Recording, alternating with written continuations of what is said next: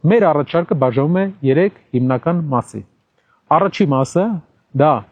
Սևանը վերածել տուրիստական զոնայի, բայց ձմեռային։ Քանի որ 7-8 ամիս եղանակը ոչ տուրիստական է, կան աշխարհում տարածաշրջաններ, օրինակ շվեյցարական լճերը, Կանադայում շատ կա եւ ընդհանրապես աշխարհում լճային туриզմը բավական պոտենցիալով զարգացող ուղղություն է։ Լճերը ունեն իրենց տուրիստական հետաքրքրությունները։ Դա ձկնորսությունն է տուրիստական, դա նաև Սարառաց լճերի վրա այլ տուրիստական հետաքրքրություններն են։ Այդպիսին են հիմա Ալթայի երկրամասում շատ հետաքրքիր լճեր կան, որը ակտիվ զարգանում է Ռուսաստանի Դաշնությունում։ Սակայն նրանք չեն կարող մրցել Սևանի հետ, քանի որ Սևանը ունի համբավ։ Եթե մենք առաջարկենք ձմեռային ժամանակ անցկացնելու կոնցեպցիա Սևանա տարածաշրջանի հետ կապված, հնարավորություն կունենանք այստեղ ներգրավել միջազգային բրենդերի հյուրանոցներ։